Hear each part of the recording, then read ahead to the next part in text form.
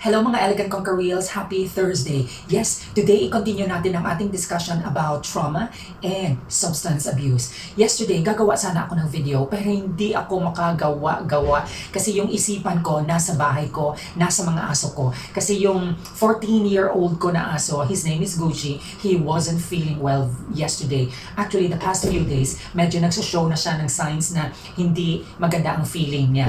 And yesterday was the worst. So, before I went to work, medyo nagsusuka siya, kaya tinawagan ko ang aking boyfriend. Ang boyfriend ko po ay veterinarian. So, pinuntahan niya, ayun, binigyan niya ng something para tumigil yung pagsusuka at nilagyan niya ng fluid, intravenous fluid. So, pag uwi ko ng hapon, ayun na, naghihintay na sa akin si Gucci sa bintana and that means he's back to normal. So, I am okay now. Yes. So, today we are going to continue talking about trauma and drug addiction. Yes.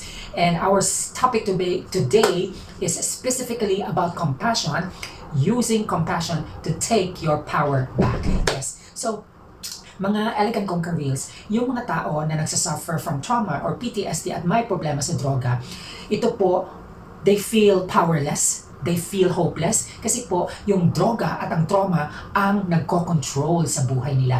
Ito na yung nag-take over sa mental state nila, sa behavior nila. Kaya nanonotice yung mga ka-reels, yung mabait sila dati, matulungin, maunawain, nung nagka-trauma na sila or nagka-problema na sa droga, umiba na, naging violente na, naging laging galit, laging mainitin ang ulo, kasi po may pinagdadaanan po sila. And paano po nila ma-reach ang road to recovery or healing? Yes, dito na po papasok ang word na compassion.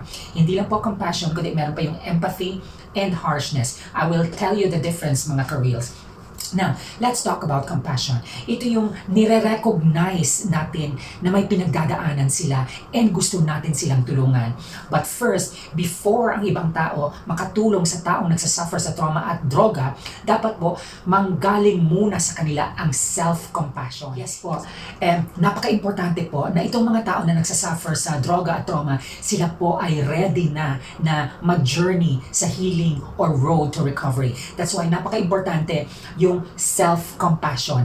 Dapat po, ituruan sila na huwag i-blame ang sarili nila, na huwag maging harsh sa sarili nila, na tulungan nila ang sarili nila. Kasi before sila pwedeng matulungan ng ibang tao, sila mismo muna ang dapat tumulong sa kanila. Yes, yung mindset nila dapat nakafocus na ready na sila na magbago, na bumalik sa dati nilang normal na buhay. Pero hindi po madali ang gawin yon kasi po, yung opposite ng compassion, ito yung pagiging harsh. But first, ano nga ba yung equivalent ng compassion sa Tagalog? Ito po yung pakikiramay. So dapat damayan muna ng mga tao na nagsasuffer sa trauma and droga, damayan muna nila ang sarili nila. Sa mga Elegant Conquer Reels, ano nga ba ang ibig sabihin ng harshness or kalupitan?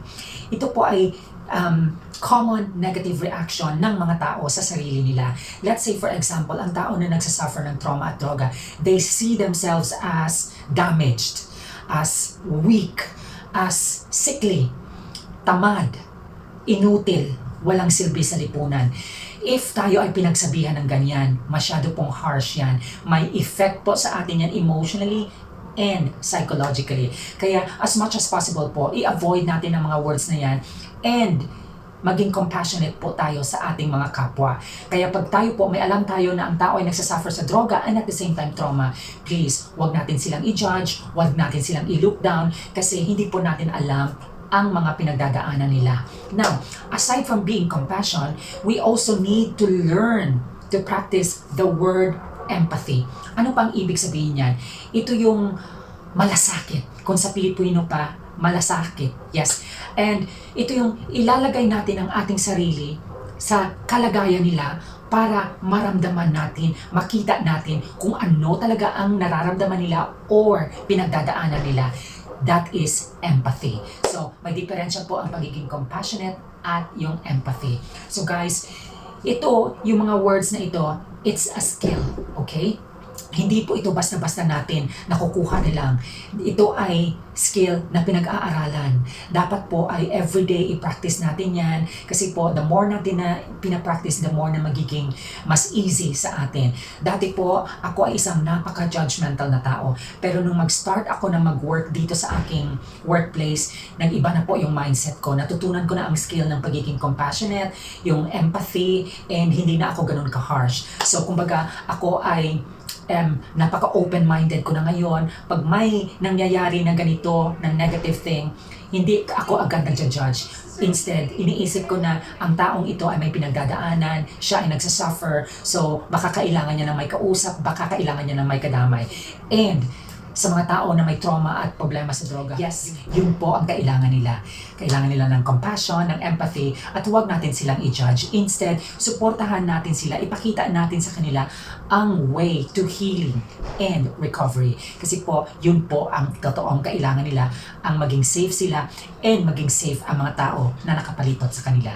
So there you go. I hope guys na may natutunan kayo kahit konti sa ating discussion ngayon. So don't forget, be compassionate and practice empathy.